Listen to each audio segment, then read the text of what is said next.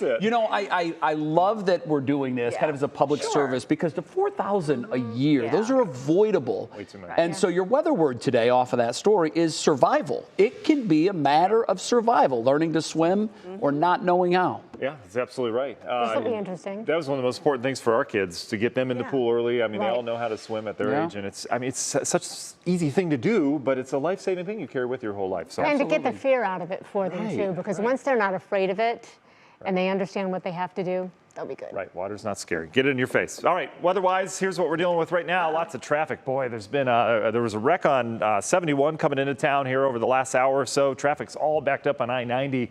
Kind of messy here this afternoon traffic-wise. 74 degrees. We've got clouds around. You saw in that CSU cam behind us, some darker clouds moving in. We've got a dew point that's up near 60 degrees, so it is feeling very humid outside. Well, not very humid, kind of humid outside once again. But temperatures are cooler. We're in the upper 60s to low 70s right now. We are in the envelope of that storm system. It's been down towards our south. We've been on the outside kind of looking in. Well, now we're in it. Wind continues out of the east. This is yet another day with an east wind, kind of an odd direction, but when you have a low to your south, that's where it comes from. And we've got dew points up near 60 degrees once again. Clouds have been thick, but then they've thinned at times. This is what we call variable clouds. You get all sorts of different cloud types. You can see how most of us are dealing with some form of cloud over us, whether it be thicker or you're seeing that veiled sunshine. But here you see this flow coming out of the Gulf of this low pressure. We're bringing air directly from the Gulf of Mexico up into the Carolinas. Then we tap into Atlantic moisture, all of it coming our way to produce more cloud cover. And the dry air that's been eroding the showers is now gone. We are in that tropical envelope from this.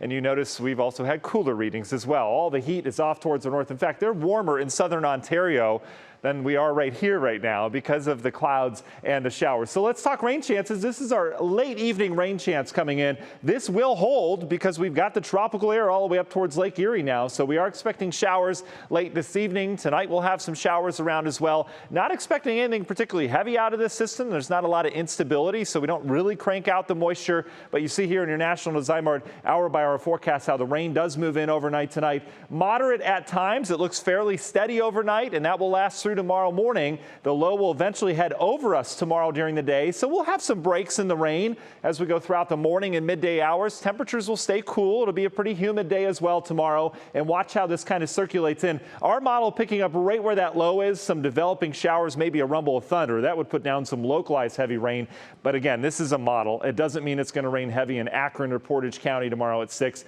You just get the idea. We could have isolated heavy downpours within this. Tomorrow night, we start to clear things out. We'll still have clouds around, but the rain should lessen up. And then Saturday, I still think we hold on to isolated rainfall chances. We'll have moisture around. You get a little daytime heating. We'll pop some showers, kind of like popcorn on radar, before we begin to clear out on into Saturday night. How much rain are we talking? Well, this is if we get those thunderstorms. Otherwise, a general 1/4 of an inch to 3/4 of an inch expected. But we're not done with the rain from there. Saturday is what it's going to look like on radar. Some isolated pops. But then Sunday's interesting. Most of Sunday looks dry, but we're going to watch some kind of cluster of showers and storms that could be severe coming in from the west.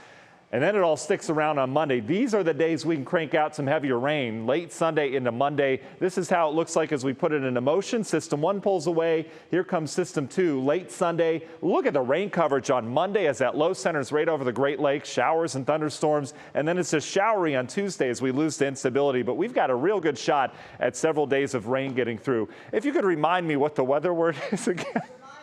Oh, survival, great. If you're on a boat out here in the Atlantic, well, I can't. I was just repeating the weather word. If you're on a little tugboat out here in the Atlantic right now, it's pure survival mode with this little beast.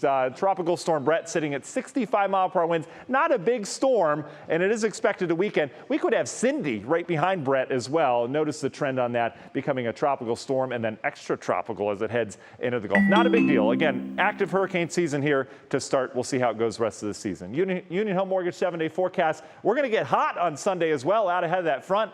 Upper 80s with storms late in the day, and then there's your stormy Monday, Tuesday. A wet start to the work week next week. Looks to cool down as well, with highs struggling to hit 70 by Tuesday. Lena. All right, thanks, Matt.